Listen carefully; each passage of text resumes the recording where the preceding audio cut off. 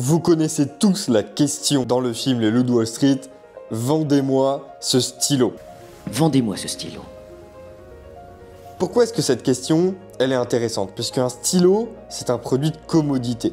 On en trouve partout, ils sont plus ou moins tous pareils, c'est compliqué de faire les meilleurs stylos. Pourtant, il y a des stylos qui se vendent à des centaines d'euros, voire des milliers. Et si je vous posais la question, vendez-moi ce cookie, comment est-ce que vous vous y prendriez? Comment est-ce que vous feriez en sorte que ce cookie me donne envie, que ce cookie soit celui que j'ai envie d'acheter? Et surtout, comment est-ce que vous feriez pour vendre des cookies à 10 euros l'unité? C'est la question à laquelle on va répondre dans cette vidéo en analysant la marque Last Crumb qui vend des boîtes de cookies à 140 $. C'est énorme. We're going to be trying cookies from Last Crumb today. I'm discussing the biggest box of cookies I've ever seen in my life. Let's go. Oh, look how big the box is.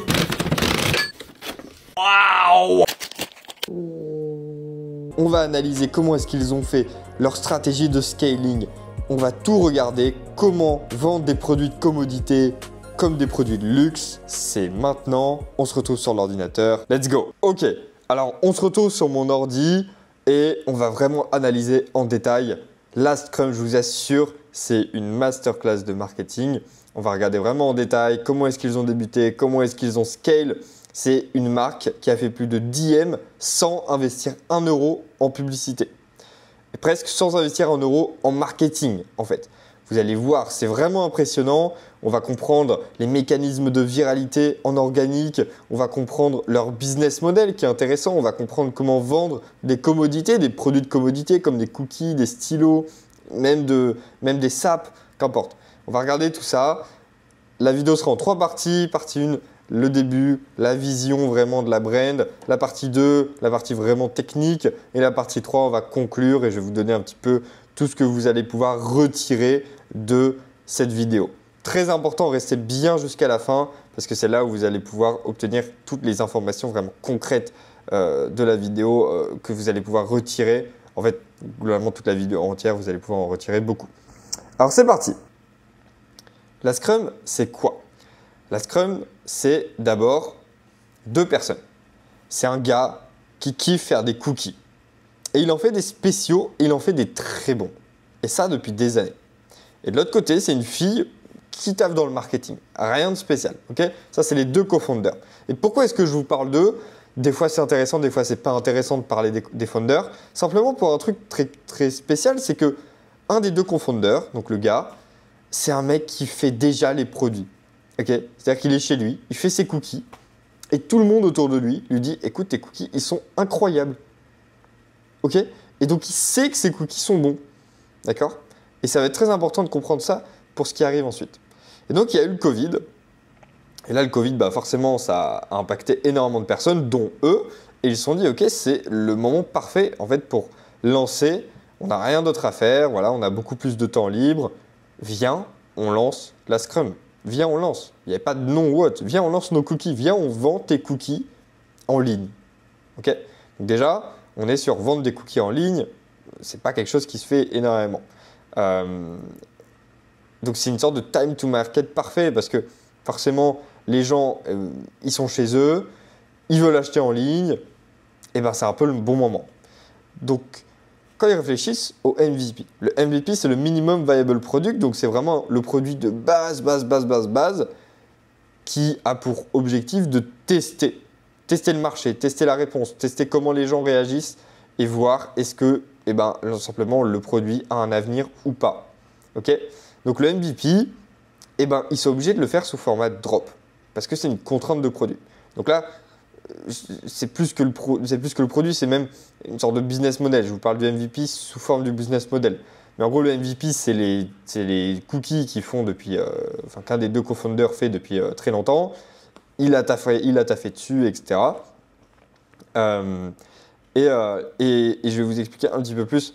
En gros, l'entreprise s'est lancée assez lentement, vous allez comprendre. Okay, mais en gros, ils font des cookies. Donc, c'est compliqué, surtout quand tu n'as pas une grosse supply, quand tu n'as pas une grosse supply chain, c'est-à-dire de la logistique qui est performante.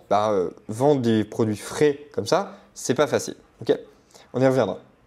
Donc, ce qui se passe, c'est qu'ils ont bootstrapped. Alors, bootstrapped, Ça veut dire qu'ils ont tout investi avec leur propre argent. Il n'y a pas eu de financement externe qui les ont aidés. Ok?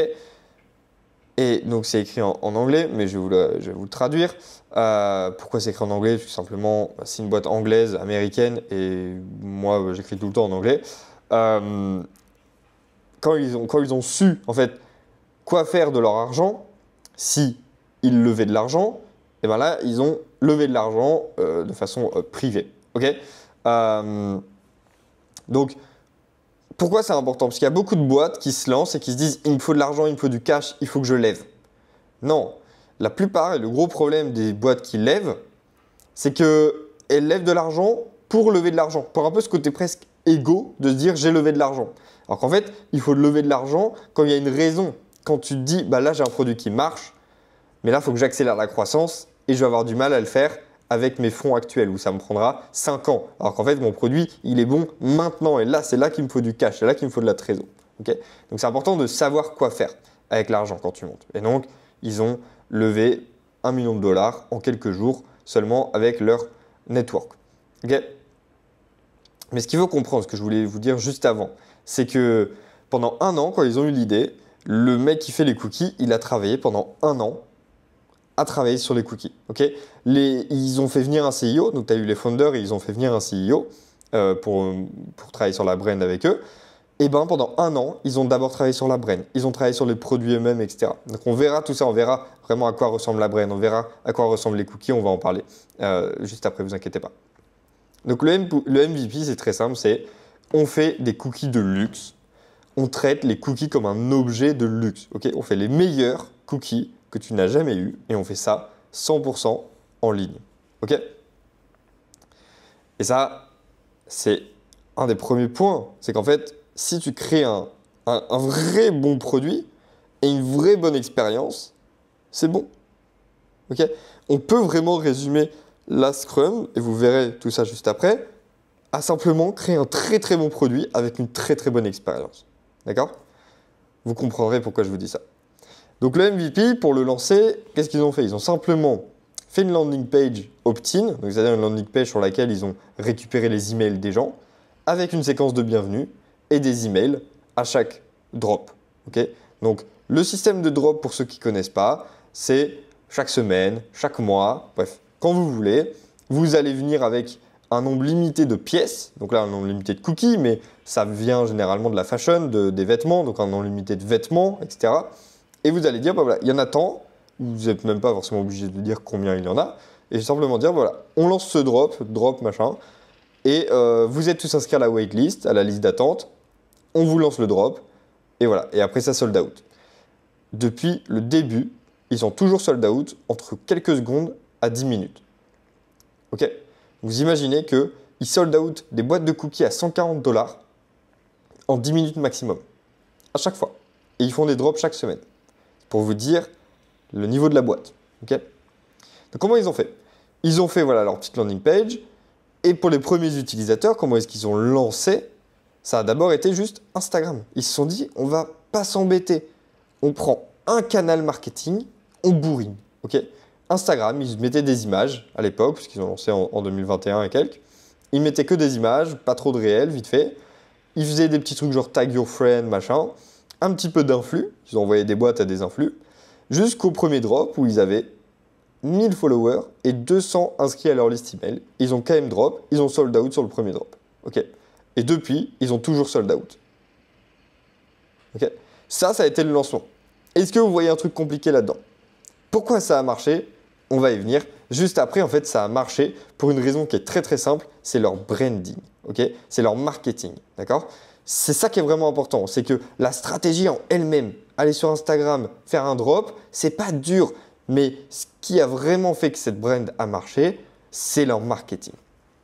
Alors voyons un petit peu, justement, leur LP. Si on peut retrouver leur LP. Ça, alors je suis allé sur, vous savez, je commence à parler en anglais, ça va pas du tout. Le web archive là. Alors je sais pas pourquoi celle-là, elle veut pas se... bon, elle est pixelisée, de toute façon, elle n'est pas très importante.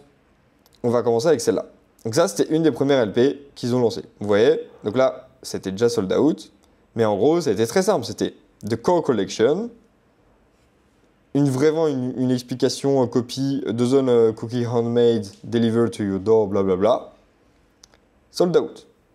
Et les cookies, les 12 cookies. Donc vous voyez, les cookies, les photos sont très belles. On est sur un fond noir. Vous voyez la différence entre les deux premières LP ici que je vous montrais, qui du coup viennent de changer. Les deux premières LP et celle-là, on voit déjà qu'ils ont très rapidement commencé à trouver leur branding. Vous voyez. Donc là, il n'y avait même pas encore vraiment de branding. Hein. Là, ils étaient en train de le rechercher justement.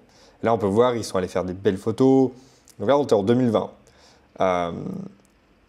Voilà. Donc, on ne va pas les faire. Je ne vais pas les expliquer une par une, mais globalement, c'est un peu l'évolution de leur landing page. Okay, donc, vous pouvez voir, ils sont arrivés à celle-là. Ensuite, ils sont restés pas mal de temps sur celle-là, celle-ci.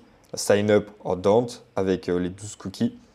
Mais vous voyez vraiment ce branding un peu noir, ce branding luxe en fait, tout simplement, c'est un branding luxe. Et ensuite, ils sont passés à des landing pages un petit peu plus longues, qui sont globalement leur site internet, jusqu'à arriver au dernier qui est le site actuel ici. Donc, vous voyez, c'est vraiment une expérience. Hein. Quand tu arrives sur le site, c'est beau. Là, vous le voyez en plus en mode image, parce que je l'ai pris en entier. Mais allez sur le site, n'hésitez pas, vous tapez lascrum.com. Et vous allez tomber sur le site, vous allez voir, c'est vraiment bien fait, c'est vraiment élégant. Et c'est pour des cookies, quoi. C'est pour des cookies. Et la copie est vraiment incroyable. On va reparler de la copie dans la partie suivante, mais la copie du site et la copie de tout est vraiment incroyable. Donc ça, c'est un peu la vision. C'est de se dire, OK, on veut vendre des cookies. Comment on fait pour vendre des cookies chers? Et comment on fait pour trouver un business model qui nous permet de vendre des cookies en gardant la qualité et le faire en ligne. OK? Eh bien, on fait un système de drop. C'est une contrainte. Ils l'ont fait pour la contrainte produit. Ils n'avaient pas le choix, en fait. Parce qu'ils ne pouvaient pas, surtout au tout début, c'était trop dur, tu vois, de vendre en ligne et de faire une gestion d'inventaire avec des produits frais comme ça. Donc, ils étaient obligés de faire du drop. Mais c'est aussi intéressant parce que personne ne fait ça, tu vois. Personne ne fait du drop sur des cookies. Très intéressant. Mais comment est-ce que tu fais justement, et on va y venir, comment est-ce que tu fais pour transformer des drops en viralité? Donc c'est la partie 2, c'est la partie acquisition, monétisation, rétention. Donc c'est là où on va comprendre vraiment comment est-ce qu'ils ont commencé à scale, pourquoi est-ce que les gens achetaient et quel est un peu leur mécanisme de viralité et leur mécanisme de scaling. Okay, donc c'est très simple. Au début, comme je vous l'ai dit, ils sont d'abord focalisés sur Instagram. Okay, et ce, pendant très très longtemps, ils étaient que sur Instagram. Je vous expliquerai pourquoi dans la conclusion. C'est vraiment important que vous compreniez pourquoi. Mais voilà, ils sont vraiment focus que sur Instagram, social media, et ils ont fait que de l'organique sur toute leur brand. Okay, donc, globalement, c'est très simple. On a social media où ils vont post vite fait des photos, ce genre de conneries. Okay, ils font aussi des réels. Voilà. On a la partie riposte. Donc en fait, et ça, pareil, on y reviendra dans la conclusion où je vais vous expliquer un petit peu plus, mais en gros, leur mécanisme de viralité, il est simple. Il est basé sur l'expérience client. Quand tu reçois... En fait, imaginez-vous bien que ça se passe comme ça. Leur funnel, il est simple. Il est acquisition, tu découvres la marque. Okay, donc comment ça peut être? Ça va être par tous ces mécanismes-là. Donc disons que tu découvres leur marque en tombant sur un TikTok ou un réel. Okay, vous pouvez voir qu'ils ont des TikTok qu'on fait quand même quelques vues. Voilà, 10 millions, 1 million, bref, j'en ai pris quelques-uns. Mais ils ont des TikTok qui ont fait des vues. Donc ça, c'est soit des posts à eux, soit des reposts de personnes au hasard qui ont fait des TikTok sur la marque. Okay, donc tu es une personne lambda, tu tombes sur un TikTok de la marque, tu dis waouh, $140 pour des cookies, intéressant, et en même temps, bah, c'est quand même très cher. Mais ça, voilà, ça, tu le gardes, etc. Peut-être que tu vois ça 2-3 fois, ça t'intéresse. Et donc à ce moment-là, tu cliques, tu arrives sur leur landing page et tu t'abonnes, quoi. Tu t'inscris à leur email. Et ensuite, tu reçois un email. Peut-être que la première fois, tu vois l'email du drop passer, tu cliques pas, ou alors tu cliques, mais bon, tu te dis bon, peut-être une autre fois. Et tu vois que c'est sold out. 1 minute plus tard, tu reçois un email qui te dit sold out, merci à tous. Là, ça te crée de la scarcity. Tu te dis wow, quand même impressionnant. C'est ouf. Et du coup, tu retombes encore une nouvelle fois, parce que l'algo, évidemment, il fait bien les choses, tu retombes une nouvelle fois dans ton feed sur peut-être des nouvelles personnes qui ont peut-être eu le drop de la semaine que toi, tu viens de rater. Et donc, tout ça, en fait, ça commence à te créer de la scarcity. Et c'est ce que je dis ici. C'est que, du coup, tu vas voir toute cette partie, ça te recrée de la scarcity. Peut-être que la semaine d'après, tu vas te dire, OK, je vais essayer de les avoir. Et là, tu y participes et tu les as. Et une fois que tu as réussi à les avoir, déjà, c'est un achievement de ta part, bien joué, puisque c'est pas facile, puisque tu l'as vu que c'était sold out rapidement, etc. Et on peut le voir, il y a plein de gens qui n'arrivent pas à avoir, c'est le principe des drops, c'est le principe de créer de la scarcity. Et d'ailleurs, c'était intéressant dans un podcast d'un des founders, la personne qui faisait le podcast, elle lui pose la question, bah oui, mais pourquoi est-ce que vous ne faites pas en sorte d'ouvrir juste les commandes pendant un certain temps? En fait, cette personne te dire par exemple, au lieu de faire du drop, ouvrez juste pendant 1 heure, quoi. Et les gens, ils passent autant de commandes qu'ils veulent pendant 1 heure. Bah oui, mais ce qui fonctionne avec le drop, c'est le fait qu'il y ait des gens qui ne puissent pas acheter. Si tu donnes l'opportunité à un maximum de gens d'acheter, eh ben, ça veut dire qu'il n'y a plus ce côté scarcity. Puisque tu sais que tu auras accès, en fait. Et donc, tu n'as pas besoin d'être dans l'urgence. Okay, mais en fait, ce qu'il faut comprendre sur cette virality loop, c'est que tu n'achètes pas des cookies, mais tu achètes l'expérience de ces cookies. Okay, parce qu'en fait, quand tu achètes ces cookies, tu ne vas pas les manger seul. Tu en as beaucoup, c'est des gros, c'est des prenants au ventre, tu vois. Tu vas les manger avec quelqu'un, tu vas les partager. Donc, en plus, c'est une expérience que tu vas partager. C'est une expérience que tu vas vouloir filmer. Parce qu'ils ont justement créé le packaging d'une manière vraiment incroyable. Tu as un livre qui fait des centaines de pages qui explique chacun des cookies. C'est super bien fait, c'est super beau, c'est vraiment une expérience de vendre. Et en fait, tu as envie de le partager. Que tu le partages à tes amis, mais aussi sur Internet. Et puis en plus, il y a ce côté où tu viens quand même de dépenser $140 pour des cookies. Donc tu as aussi envie de flex sur tes potes. Tu vois, de flex sur tes amis, de flex parce que tu as eu accès au drop, tu as réussi à commander ta boîte, de flex parce que tu payes cher des cookies. Ça fait un peu ce côté, regardez, j'ai du statut, ça ne me dérange pas de lâcher autant d'argent dans des cookies. Et c'est comme ça qu'on arrive à ce que des célébrités, de nulle part, parlent de la Scrum. Exemple avec Doja Cat. Vous savez, c'est une chanteuse américaine, pour ceux qui ne connaissent pas, qui a fait un TikTok live dans laquelle elle fait un unboxing de la Scrum. Je crois que je vous ai mis un screen ici quelque part, voilà. Ici, et il y avait 20K personnes en ligne, 21K. Vous imaginez? Doja Cat, qui est très connue du coup, qui parle de la Scrum. Et ça arrive plusieurs fois. Ici, on peut voir ces deux acteurs qui ont joué dans une série de vampires, je ne sais plus comment elle s'appelle. Bref, et ça arrivé plein de fois. Il y a beaucoup de célébrités qui ont donné un petit peu ces bumps, vous voyez, parce qu'il y a ce mécanisme de viralité, justement. Et toi, tu vois ça, tu vois que Doja Cat, elle les a, forcément, tu as aussi envie d'y avoir accès. Donc, tu t'inscris et donc, tu tombes dans cette viralité loop.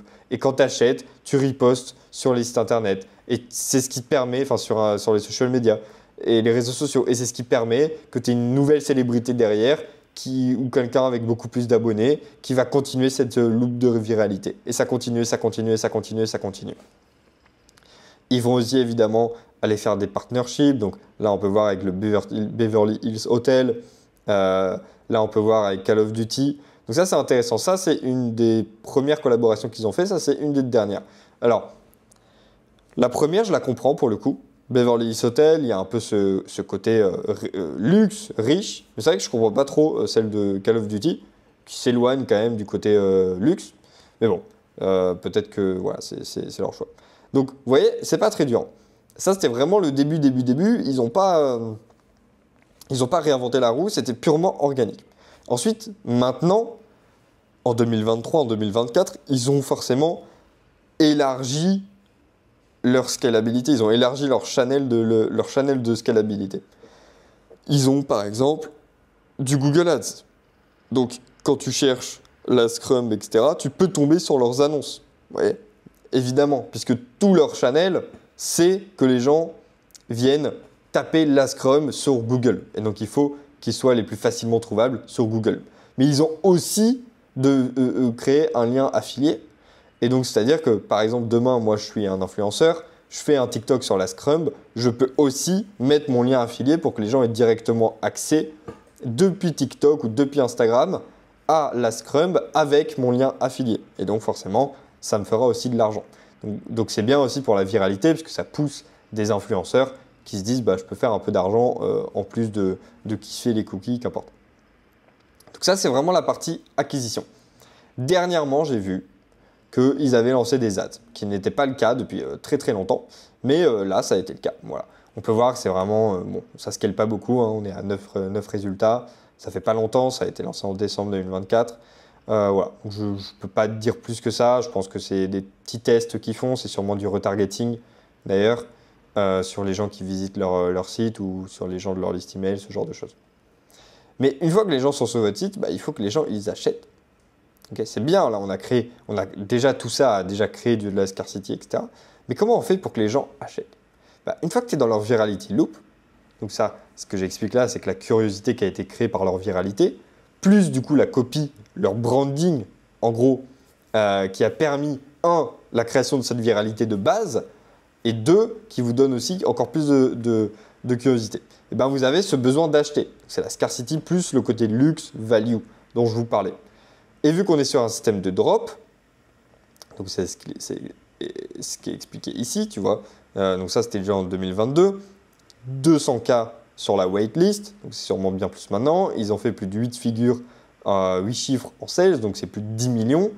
C'est peut-être même encore plus maintenant, 2 ans plus tard, ou 1 ou 2 ans plus tard. Mais je pense qu'on est bien au-delà des 10 millions. Voilà. Et à chaque fois, on sold out en 10 secondes à 1 minute. Et qu'est-ce qui joue? Qu'est-ce qui joue aussi dans ce côté branding? Ils ont passé 1 an sur le branding.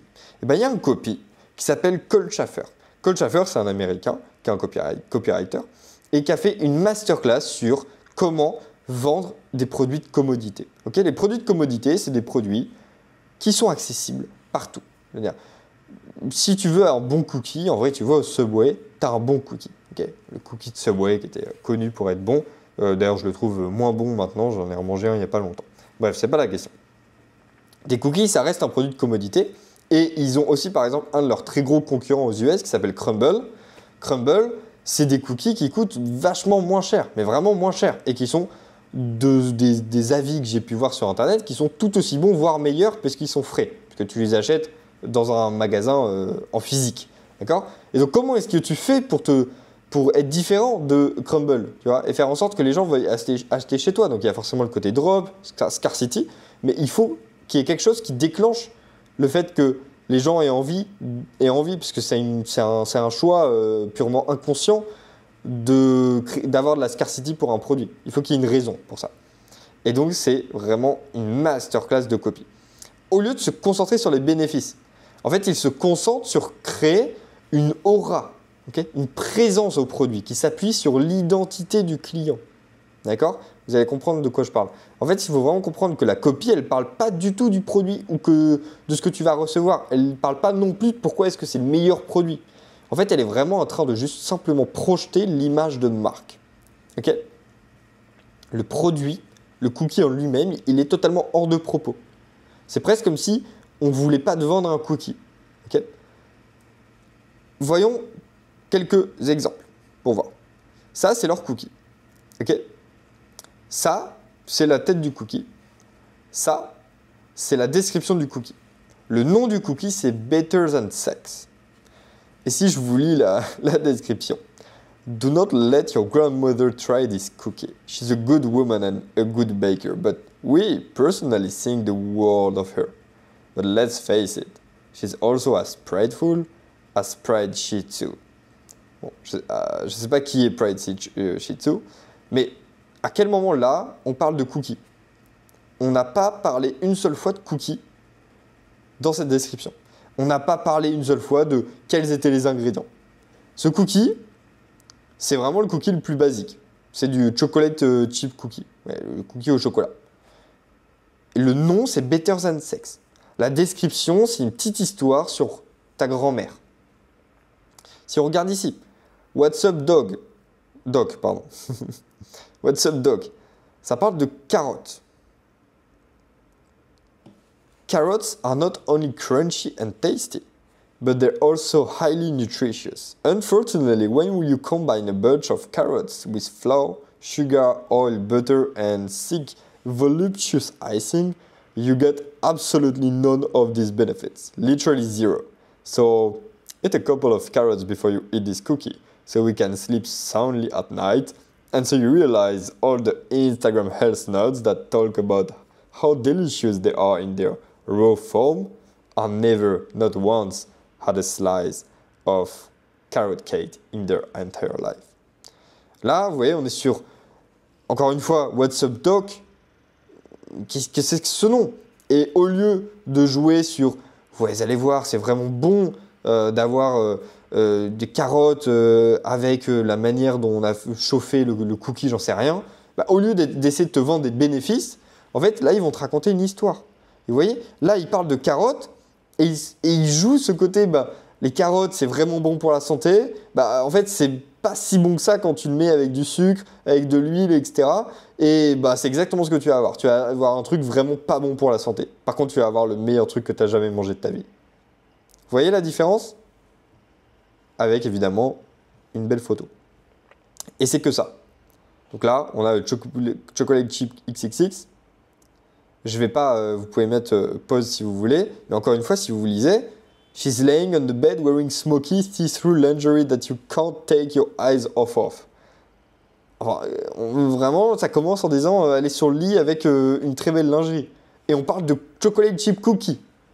Vous voyez à quel point c'est débile. Là, on est sur le James Dean.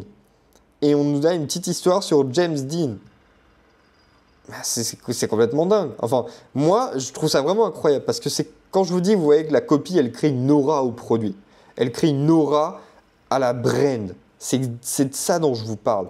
Quand vous vendez des produits de commodité, vous ne voulez pas vous battre contre tous les autres qui essayent de vous dire que leur produit est le meilleur. Parce qu'il y a un moment où, oui, le produit peut être le meilleur, mais en fait, les produits de commodité, ce n'est pas le plus dur de les rendre les meilleurs. Okay, en fait, c'est des produits, généralement, je veux dire un stylo ou autre, c'est très, très, très simple, entre guillemets, d'arriver à la perfection sur le produit. Et en vrai, les produits de la Scrum, ils sont certainement très bons, mais à mon avis, c'est pas si dur d'en trouver aussi bons, bien moins cher. Et donc, c'est là où il faut pas vendre des bénéfices. Il ne faut pas se bagarrer sur le même jeu que les autres. Il faut vendre une aura, il faut vendre une présence à la marque. Et si je vous montre d'autres exemples, ça, c'est du coup leur concurrent dont je vous parlais. Leur concurrent dont je vous parlais, eh ben, leur cookie dough, c'est brown sugar topped with creamy cookie. Vous voyez, c'est juste des features, c'est voilà, milk chocolate chip de classique, you can't go wrong. Ok. Et là, juste pour vous montrer rapidement la différence, churro, warm cinnamon, bref, il vous explique un petit peu, en gros, le cookie. Et là, on a la différence. There's a lot of hate about a churro. For one, they're messy as hell. You laid it to a churro for a couple of minutes and you would swear you had just walked a double chip at cinnamon. For two, they're real beer to transport. Try and fit one in a bag or purse. For three, they're never consistent. You never know if the person actually making the churro used the churro as a bill of art form or money-making venture, churning out sugary fried dough for, well, dough. Bref, en gros, encore une fois, ça vous raconte une histoire, ça vous crée des émotions. Là, vous êtes vraiment en train de juste réfléchir, ah bah ouais, le mec là, qui fait les churros de merde, du truc d'attraction, quoi. Vous voyez la différence? Ça crée une aura. Moi, je trouve ça vraiment incroyable et c'est une des raisons pour lesquelles, évidemment, leur marque a fonctionné. Donc, une fois que tu es rentré là-dedans, forcément, tu es rentré dans leur brand, ça t'a créé des émotions, et ben ça justifie plus ou moins le prix à $140, on va dire. Et ensuite, la rétention. Alors, la rétention, c'est un peu compliqué puisque c'est un format drop. Donc, c'est-à-dire que tu ne peux pas revenir comme tu le souhaites. Si tu as envie de revenir, il faut que tu repasses par tout le côté compliqué, d'être présent exactement au moment du drop, de payer quand il faut payer, d'arriver à aller plus vite que les autres, etc. Okay, donc, c'est pour ça qu'ils ont aussi créé un membership à $1000. Donc, tu payes $1000 et tu as accès à des nouvelles saveurs. Okay, pour $1000. Voilà. Je ne vais pas dire plus. Il y a des gens qui ont payé $1000 pour ça. Voilà. Vous pensez ce que vous voulez. C'est peut-être une preuve que leur branding, que leur copywriting fonctionne. Ok. Mais globalement, dans l'idée, la rétention ici, on peut la placer en fait avant la monétisation en soi. Parce que c'est-à-dire que quand tu tentes le drop une fois et que tu le rates, bah, tu reviens la semaine d'après. Donc en fait, tu es déjà dans ce principe de rétention. Okay, mais de toute manière, ils ont eu tellement de traction organique qu'ils n'avaient pas vraiment besoin de rétention tellement ils avaient de demandes. Okay, la rétention, elle est vraiment importante pour s'assurer d'avoir assez de demandes. Et d'ailleurs, à terme, on va y venir juste après, ça va être un de leurs sujets, la rétention. Mais actuellement, ce n'était pas le sujet, puisqu'ils avaient tellement de demandes qu'il suffisait juste qu'ils fassent leur drop et ils sold out dans tous les cas. Okay, voilà, donc j'espère que vous comprenez déjà mieux la partie scaling. Comment est-ce qu'ils ont scalé? Vous voyez, c'est pas si dur en fait, c'est énormément de créer une bonne expérience. Le plus dur chez eux, ça a été de créer ça en fait. C'est ça le plus dur. Mais une fois que tu l'as, bah ça te part viral. Et après, on va y venir dans la conclusion, juste maintenant. Qu'est-ce qu'il fait? Il y a juste quelques petits trucs derrière qui vont faire que ça fonctionne. Et donc, c'est la conclusion, c'est la partie conclusion. La partie conclusion, c'est quelques points que j'ai notés. Alors, le premier point, c'est que c'est très important d'avoir un competitive edge, surtout sur des produits de commodité. Okay, donc là, Scrum, leur competitive edge, c'est leur branding, évidemment. C'est ce qu'on a vu juste avant. C'est la manière dont ils présentent leur site, c'est la manière dont ils prennent les photos, c'est la manière dont ils sont sur le côté luxe, la Rolex des cookies, dans l'idée. Okay, ensuite, sur des produits de commodité, c'est important de prendre son temps. Là, comme je vous ai dit, ils ont passé 1 an avant de vendre le moindre cookie. 1 an à créer le branding, 1 an à faire la copie, 1 an à réfléchir au business. Okay, pourquoi? Parce que tu ne peux pas venir demain et essayer de vendre des produits de commodité comme ça. Ça va fonctionner pendant un temps, peut-être, sur des audiences pas chères, mais il faut que tu arrives à trouver ton competitive edge, encore une fois. Et eux, ils se sont vraiment dit, on va venir vendre les produits les plus chers. Souvent, par exemple, tu vas dans la fashion, c'est souvent plus simple de trouver un competitive edge sur être le moins cher. Vous voyez? Mais évidemment, la qualité va moins suivre sur les produits, etc. Eux, ils se sont vraiment dit, on veut être les plus chers. Donc forcément, ça demande plus de temps. Mais dans tous les cas, ça demande vendre la communauté. En fait, c'est que le produit ne se suffit pas vraiment à lui-même. Vous voyez? Donc il faut vraiment prendre son temps de réfléchir plus en détail, plus en profondeur. Sur un produit pas de commodité, c'est plus intéressant d'aller vite pour essayer de tester le marché rapidement. Parce que le produit suffit un peu à lui-même. Okay, et encore une fois, il y a des exceptions à tout. Ça, c'est un point du CEO qui a vraiment expliqué que c'était vraiment important et une des parts de réussite de la Scrum, c'est qu'il a lui-même appris à dire non. Parce qu'il y a des millions et des millions de bonnes idées. Il y en a partout. Mais c'est vraiment important, selon lui, de focus, d'apprendre à focus. Et surtout au tout début, quand tu as des ressources limitées. En gros, il explique qu'eux, ils sont commencés sur Instagram seulement. Et forcément, il y a plein de gens qui leur disaient, mais tu devrais aussi se lancer sur TikTok, tu devrais faire de l'AS, tu devrais faire machin. Lui, il a vraiment dit non, non, non à tout. Instagram. Point. Ils ont évidemment eu plein d'autres idées, des gens sûrement très brillants, des investisseurs, etc., qui leur disaient, mais vous devriez tester ça, vous devriez faire ça. Non. Ok, c'est vraiment important aussi d'avoir confiance en vous, d'une certaine manière, et de se dire, ok, j'ai ma vision, je sais où est-ce que je vais. Oui, il y a peut-être d'autres trucs qui sont cool, mais en fait, non. Non, non, je continue. Okay, et ça, il a vraiment insisté dessus, que c'était une des réussites, des points qui faisaient la réussite de la Scrum. Okay, ensuite, email is our most important asset. Eux, ils sont sur un système de drop, donc forcément, l'email, c'est vraiment le plus important pour eux. Voilà. Vous savez que je suis un grand fan de l'email. Allez voir mes autres vidéos si vous voulez plus d'informations là-dessus. Mais voilà, l'email, en fait, ça ne me choque pas du tout qu'ils disent ça. Donc voilà, Instagram, c'est là, ils étaient one place au début. Leur stratégie go-to-market, ça a été Instagram. Ça, j'ai trouvé vraiment très intéressant quand il a dit ça. It's better to not do something than doing it badly. Donc là, il parlait surtout au début quand ils ont lancé. Et c'est un peu lié avec le côté d'apprendre à dire non. Parce qu'en fait, quand tu commences, tu as des ressources limitées. Donc tu ne peux pas te permettre de te focus sur des trucs que tu fais de façon moyenne, surtout quand tu vends une commodité. Et donc c'est vraiment important, selon lui, encore une fois, de ne pas faire les choses si tu sais que tu vas mal les faire. Okay, donc ça sert à rien de se lancer sur TikTok si tu sais que tu vas bâcler TikTok. Alors qu'en fait, ce focus, tu pourrais le garder et le mettre un petit peu plus, encore plus sur un endroit où tu sais que tu vas bien faire les choses. Par exemple, Instagram. Par exemple, les emails. Par exemple, le branding. Ok. Par rapport aux emails, encore une fois, là, l'important, c'est qu'en fait, c'est simple, puisqu'ils sont en mode, ok, on a nos emails, c'est le plus important. On a juste à faire en sorte que tout le monde aille sur notre email. Voilà. On renvoie tout le monde au même endroit. On ne se pose pas de questions. Okay, ça, c'est aussi un point, parce qu'ils ont tout testé au niveau de l'organique. Mais ce qu'ils se sont rendus compte à la fin, c'est qu'au final, les influenceurs, c'est bien moins impactant que les gens normaux. Les gens comme toi et moi. Les gens qui, en fait, vraiment ont commandé le produit d'eux-mêmes. Okay, c'est eux qui apportent le plus au branding. C'est les réels consommateurs, c'est pas les influx. Les influx, ça permet des petits bumps dans l'acquisition, mais c'est tout. Okay, donc si vous faites du drop ou autre, en fait, si vous faites n'importe quel produit et que vous êtes vraiment focus sur l'expérience, concentrez-vous sur les gens, en eux-mêmes. Okay, et donc encore une fois, sur des produits de commodité, concentrez-vous sur l'expérience client encore plus. C'est vraiment important.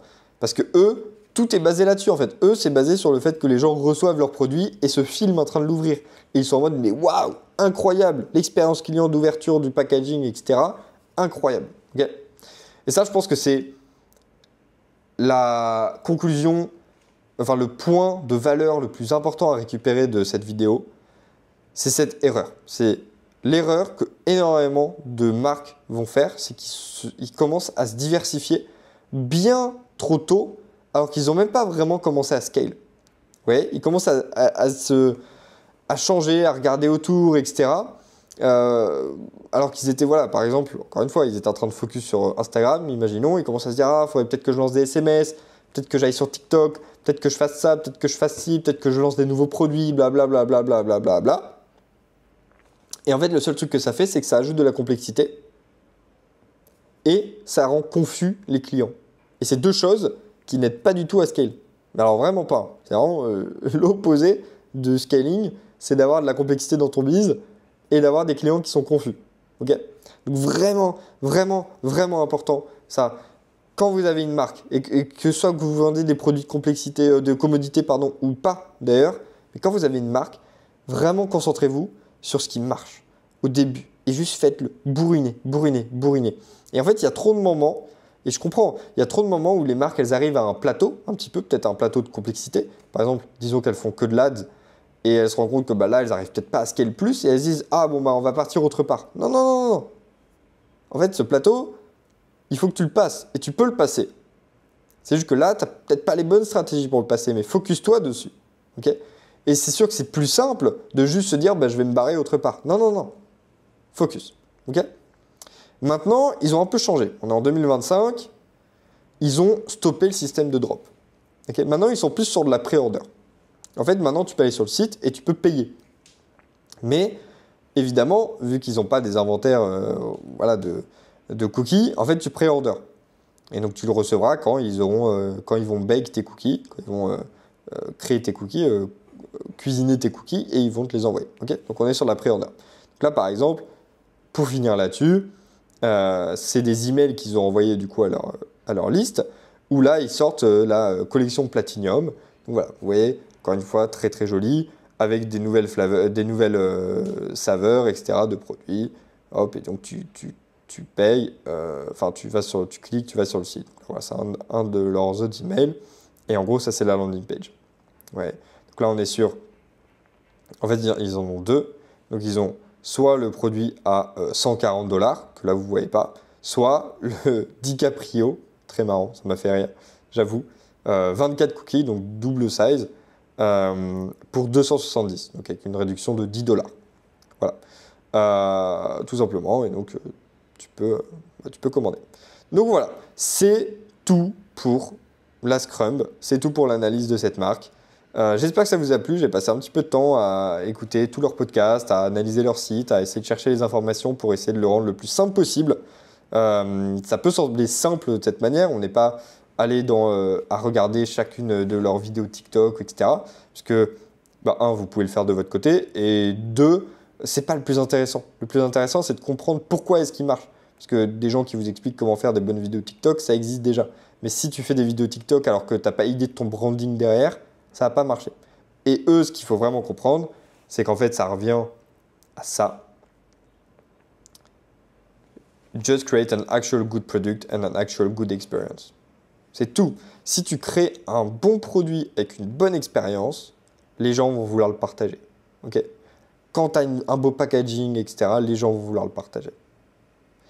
Voilà, c'est tout pour cette vidéo. J'espère que ça vous a plu. Si vous êtes intéressé à avoir plus d'analyse, plus de mes connaissances, on va dire, marketing sur la direct response, vous pouvez rejoindre ma newsletter. Le lien est en bio, en description de la vidéo. C'est totalement gratuit. Voilà, je vous invite à cliquer. Et nous, on se retrouve pour une prochaine vidéo. C'était un plaisir. Ciao!